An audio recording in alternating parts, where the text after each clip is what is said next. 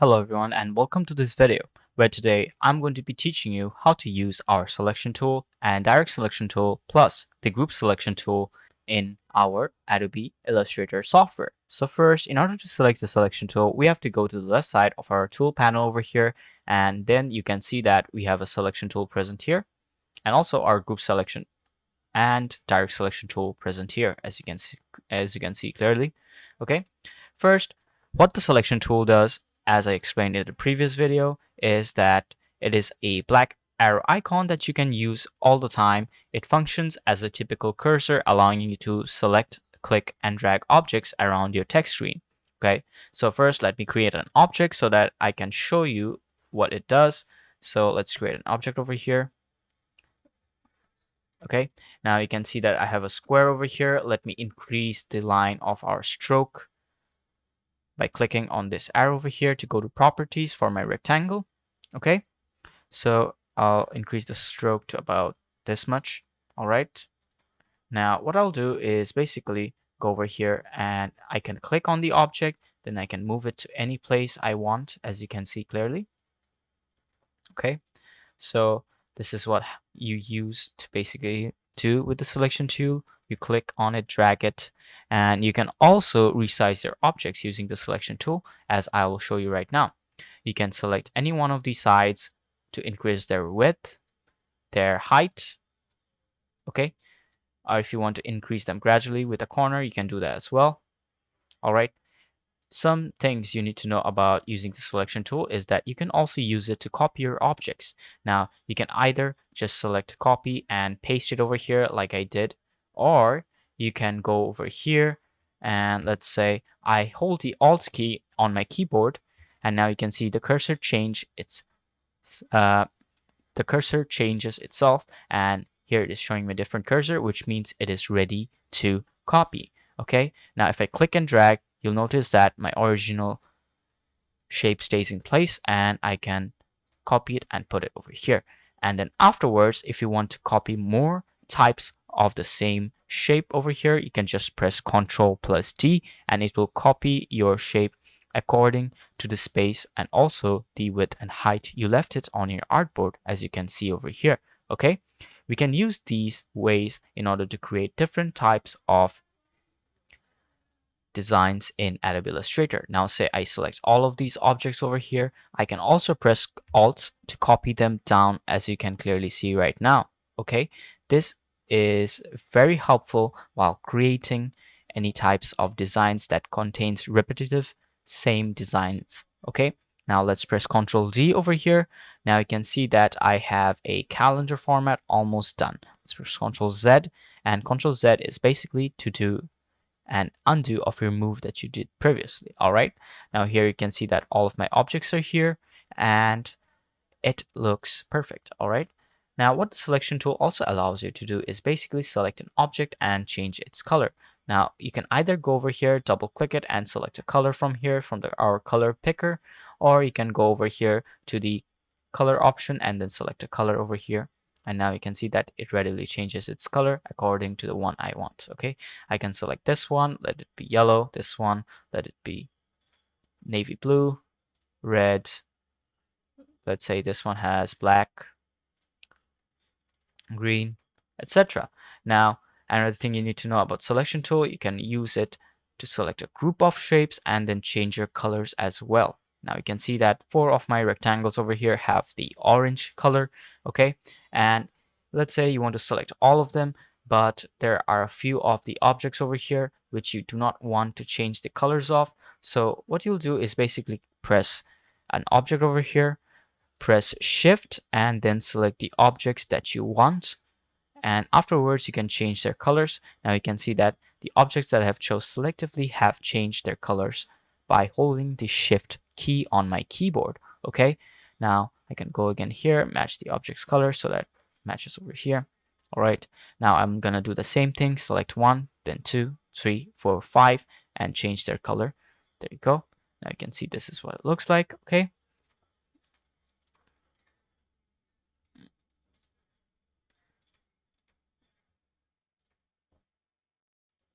all right, so this is how you use the selection tool.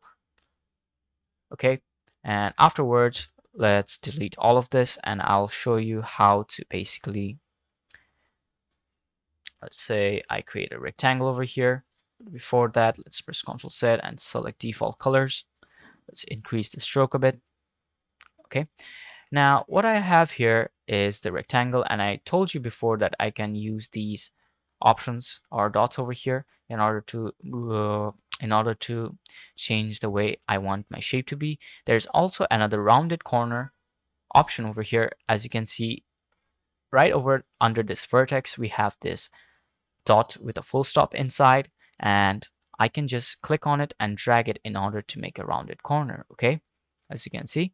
Now if you want to change the way you want to see a rounded corner, just go over here. As soon as your cursor changes, double click on it, and afterwards we will see our transform panel pop up, and over here it will show you the rectangle corners. Okay, let's just click on this again.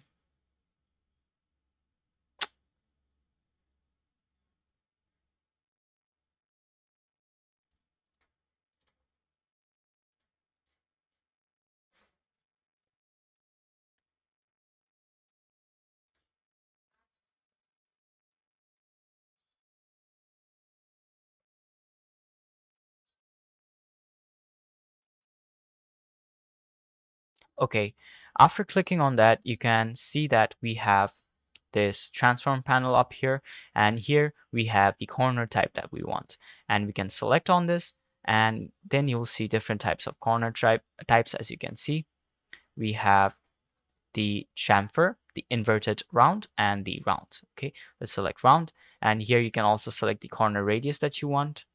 As you can clearly see, let's turn it back to 0. Okay, after that, we can also put this constraint or link corner value radius. So if I select this, say I do this and do not select this, and what will happen is it will only reduce the corner of one selective corner, as you can clearly see. Okay, after that we have rectangle properties for our width and height, and over here you also have the width and height as well, the axes that is placed in our basic artboard. We also can change the angle over here, as you can clearly see. We can also change it into a parallelogram if you want. Let's put it back to 0. Okay, then afterwards we have scale corners and scale strokes and effects. Okay, let's go back here, and if I do this, and let me just get small, and now you can see that the edges are not being changed. Okay, let's go back, press Ctrl Z. Okay, now after we are done with our selection tool, let me explain you what these points are. These points, okay, these white dots over here are basically anchor points, and this dot over here is the center. Okay, you can change the center of your dot, but I'll show that to you in another video. Then afterwards, now let's go to our direct selection tool, and what the direct selection tool does is basically it allows you to individually select and edit specific anchor points of vectors, shapes, or lines. Okay, where the regular selection tool would select the entire shape, the direct selection tool enables you to edit one angle, side, point, or curve at a time. For example, now if I wanted to change this rectangle, so let me just put all corners over here and say I wanted to change this anchor. Okay, now with the selection tool, we can also do the work of our direct selection tool, but now I don't think so. So let's use the selection tool, and then let's say I want to make this a triangle by removing this anchor over here. I can do that, not remove, actually move it, and you can see after I select it, I can automatically take it to the center, and now my rectangle has become a triangle. Now let's press Ctrl Z to undo. I can do that with any of these paths that I have available over here. Okay, now let's say I want to reduce this anchor. Just double click on it, and afterwards I can move it like that. And then just double click on this, I can move it like that. Now you can see that we have a perspective of it, and you can also select multiple anchors by just double clicking on it, press shift and then double click on this one too. And then you can just select it and move it. And now you can see that I have 2 anchors moving. Okay. I can also select 3 anchors. Let's select this, and this. Afterwards, I can move them like that, as you can clearly see. Okay. All right. So this is for the rectangle. Now I'll show you something about the circle. Okay. Let's delete this and let's take the ellipse tool, press shift and create a perpendicular circle from the center. Now let's take the direct selection tool. Now you'll notice whenever I click on an anchor, it gives me these two this straight line on the edge, which are known as the handles. What the handles will do is basically curve my path over here. Now I can either use the direct selection tool to curve my path, as you clearly saw right now, or I can just click on the path over here and then select the anchor handle and then move it like this, as you can clearly see. Okay. Afterwards, I can do the same thing to all of these anchors over here. All right.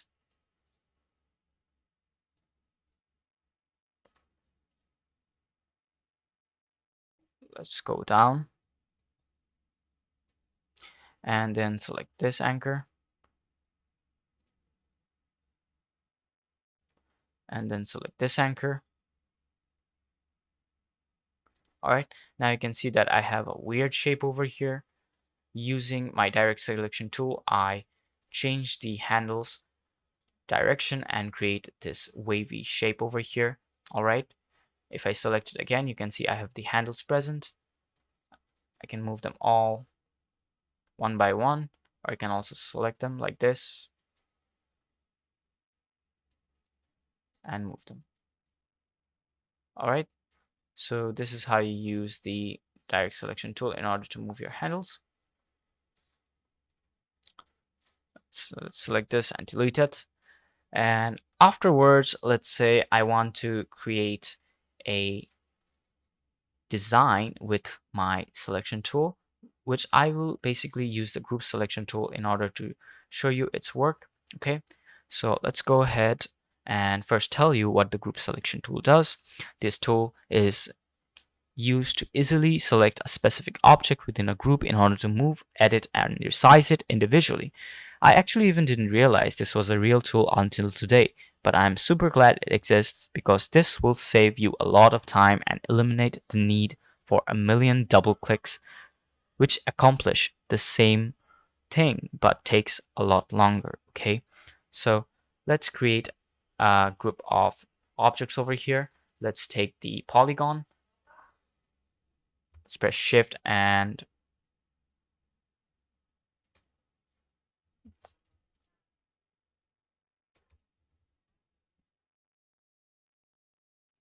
okay, now that I've created a polygon, let's use the selection tool. Let's put it over here. Let's just press Alt over here, copy it just like that. Press Alt, copy it just like that.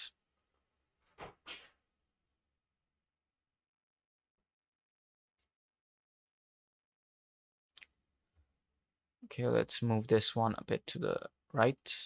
Okay, there you go. We have our shape ready. Now, what I'm going to do is select it, press Alt,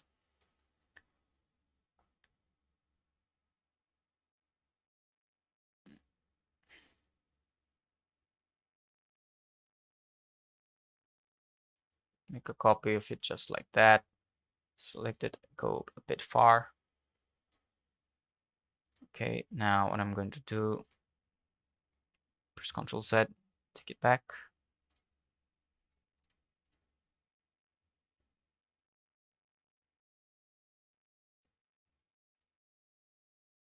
Now I can just select the whole thing, press Alt,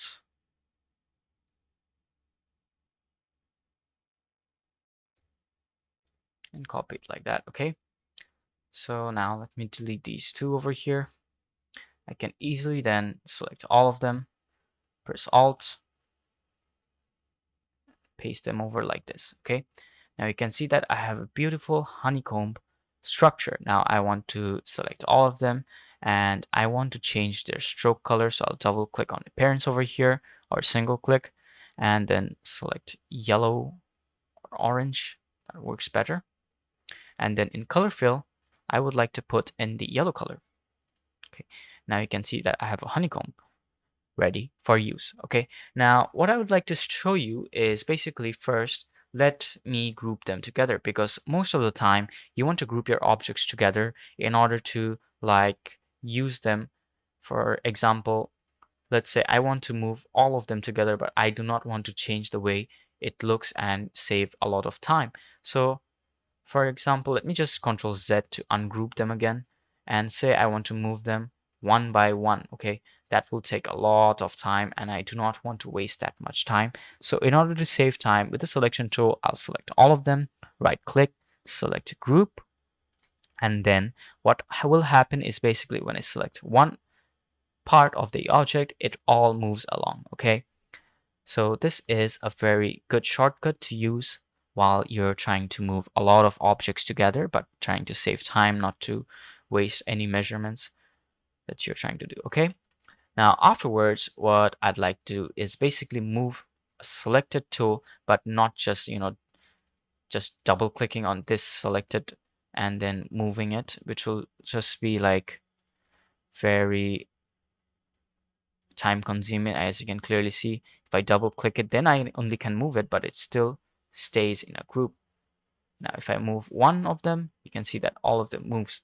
In order to just repeat what I just did without even like double clicking on them, I can just go over here, right click, select the group selection tool, and now afterwards I can select any one of these objects and then move them individually without worrying about whether I have to ungroup them or double click to move them. As you can clearly see over here, I can move each of them without worrying if it is double clicked or not, or either ungrouped from their position. Okay, let's create a design over here.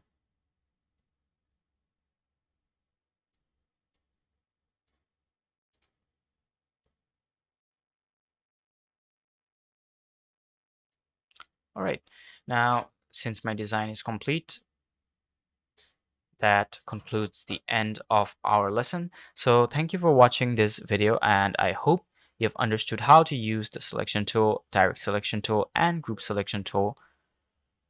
So I'll see you in the next lesson. Okay.